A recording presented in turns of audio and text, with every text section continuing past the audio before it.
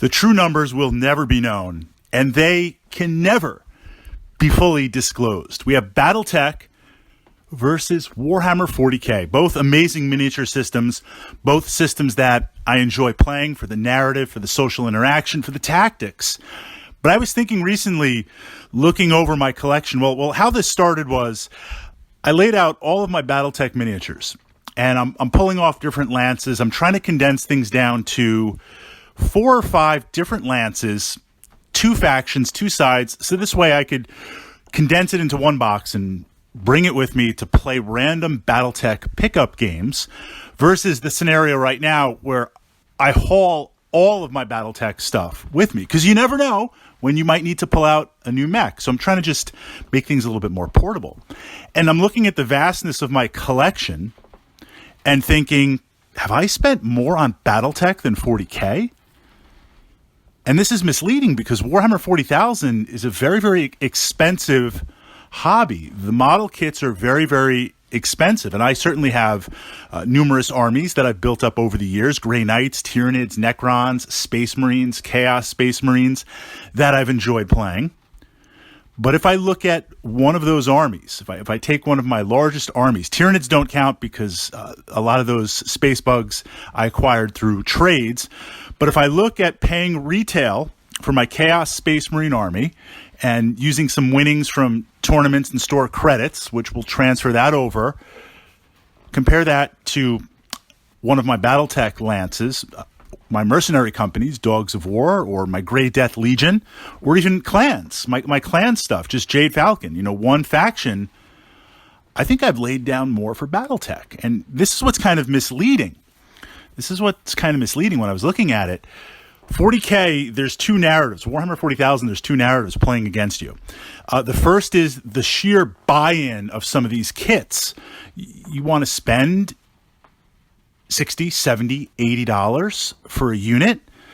You might, certainly the value is once you've purchased it and built it, you have it, it's there in your collection. And over time, how many plays you get, divide that, and it comes out to maybe $1 or $2. But when reflecting that, there is, in my opinion, a big pause. Do I want to spend $80 on this unit? Do I want to spend $60? Do I want to, and we're looking at just retail or slight discount. We're not looking at trades. Do I want to incorporate that? That's the first question. We've all purchased 40K stuff on impulse, but that impulse is admittedly much harder.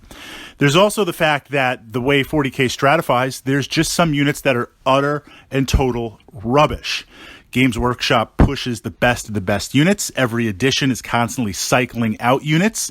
They're constantly updating armies and factions, so certain things rise to the top, forcing you to buy, forcing you to remain competitive. I'd say it's a model system more than a war game.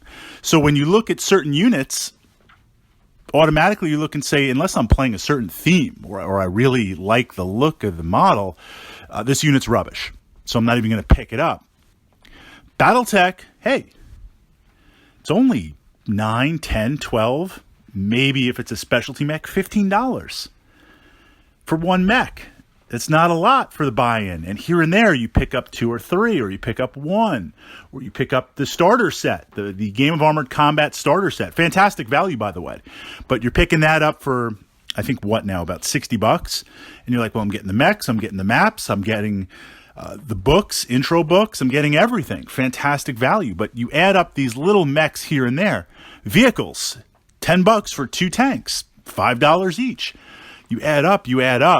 Plus, I think just since the scale is smaller, you've got all these mechs in a massive box, and you suddenly realize there's a lot in there. And being a part of Facebook, Battletech Facebook groups, 40K groups, painting groups, getting that inspiration. I love to see other people's models and expressions and their favorite mechs, how they look compared to my favorite mechs. And certainly there's some very, very big Warhammer 40K armies. And we're not even talking about Tyranids and Orcs, which want to favor Horde. Big Space Marine armies that you can run a smaller model count footprint or less models. There's big armies out there. But then I see the size just in terms of pieces. Battletech collections. And it makes mine look like baby cakes. I mean, I've got a lot of stuff, but some of you guys out there, I know we've been collecting since the 80s, but it's massive. It's just massive. Don't take a boat ride. You're just going to sink. I mean, it's crazy with what you have. And I'm saying that from a good thing, but if I'm just looking at the buy-in, maybe I've been wrong. Just crunching the numbers. All these years, 40K was bankrupting me. It might be Battletech that's actually bankrupting me.